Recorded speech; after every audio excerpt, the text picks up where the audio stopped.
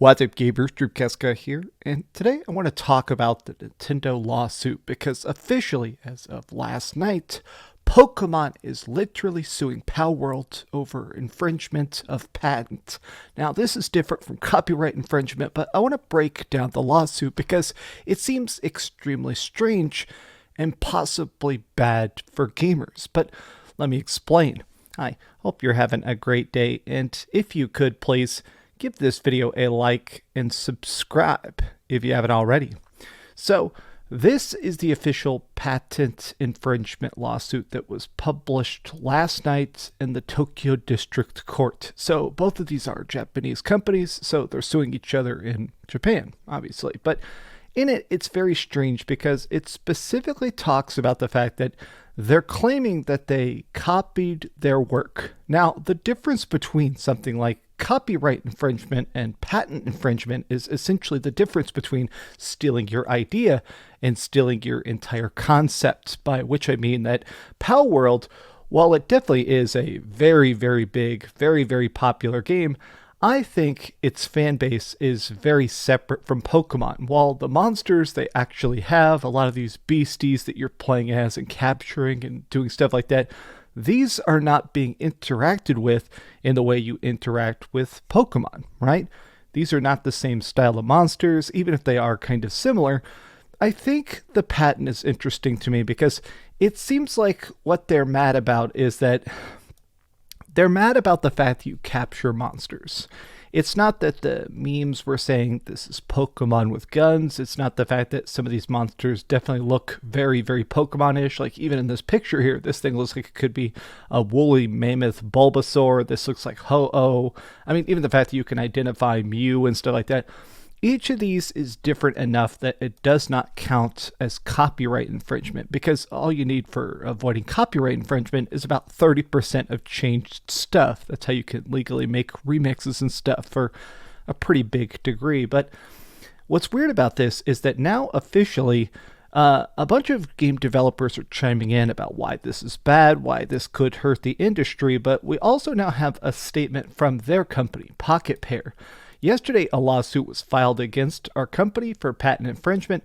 We have received notice of this lawsuit and will begin the appropriate legal proceedings and investigations into the claims of patent infringement. At this moment, we are unaware of the specific patents we are accused of infringing upon, and we've not been notified of such details.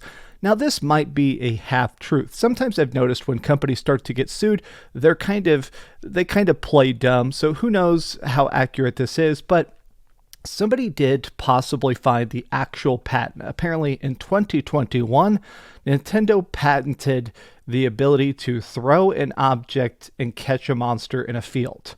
Now, you're probably thinking, how can you patent something so vague? Patenting in general is kind of about who can patent it first. If you come up with an idea, if you come up with a concept, whether it is a light switch or a light bulb, I mean, you can patent a lot of stuff. But in the gaming industry, people have begun to patent concepts to make it so that other people can't create a copycat. And some of this stuff, in my opinion, ends up sucking. A very famous example of this is the Nemesis system.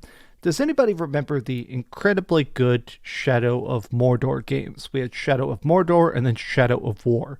In it, it had a system called Nemesis, where when you were fighting against enemies, they could actually fight back, and depending on how you interacted with them, they would actually develop different traits.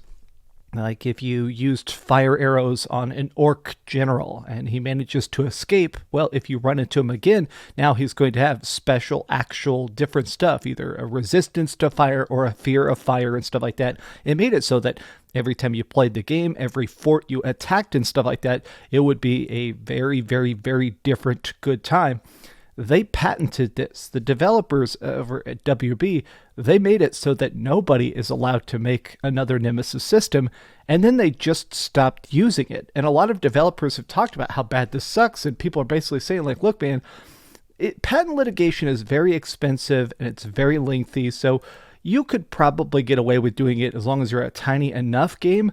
But this is a weird one. I almost think the success of Palworld is partially why they're being sued, but even this just seems like such a bad move in that anytime there is these lawsuits, There is a chilling effect. That's an actual legal term, which is that if people are afraid of being sued, especially by a company like Nintendo that is already so litigious, they love to sue people and take down games and send cease and desists and stuff like that. I think this kind of sucks because now it creates this effort where people are afraid to make anything even vaguely similar to Pokemon-style mechanics or Zelda-style mechanics or Mario-style mechanics if it feels like it might possibly have some sort of patent. Like, think about the fact that right now, hundreds of millions of dollars has already been made by Palworld. Are they going to have to give that up? Are they going to have to shut down the servers? Are they going to have to remove chunks of the game? I think that, I don't know, the Pokemon community is so passionate already. Like, I think about the fact that I've been playing a lot of Pokemon ROM hacks lately on my Steam Deck, and it's extremely fun. I'm glad that that kind of stuff can still exist, that tiny creativity is able to flourish even in the industry. But I'm glad that people are speaking up about the fact that this is a weird one because patenting their ideas, I understand it to protect your brand, to protect your game series, but you could really go insane with this. I like this example here. Imagine if Ubisoft patented their tower-based fast travel system and then sued Sony for doing it with stuff like Horizon Zero Dawn and Ghost of Tsushima.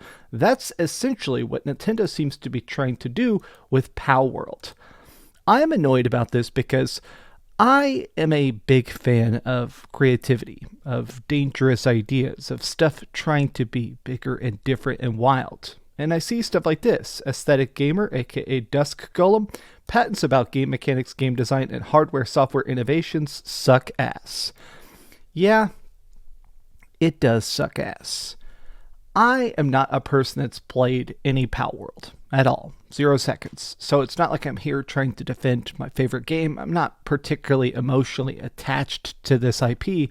I'm more afraid of that chilling effect of making it so that anytime people make something even similar to your billion-dollar idea, the company could just get instantly destroyed by bad copyright. But I don't know. These are just some off-the-cuff thoughts, but what do you guys think about it? Do you think this is justified? I do see a lot of Nintendo fans seeming to be a bit mixed about how this is good or how this sucks, but as a person in my point of view, I think that even if they're legally allowed to do it, I really wish they wouldn't. But tell me your thoughts in the comments down below, and if you enjoyed this video, be sure to give it a like and subscribe if you haven't already, and please keep dreaming. Look at this. Egg tacos. Oh my God. Life is good. All right. Breakfast. Thanks so much for watching that video. If you want to see something else, you can always click this link to see what I put up last, or, subscribe and see what's coming up next. Also, I promise that whatever I do, it'll try not to suck.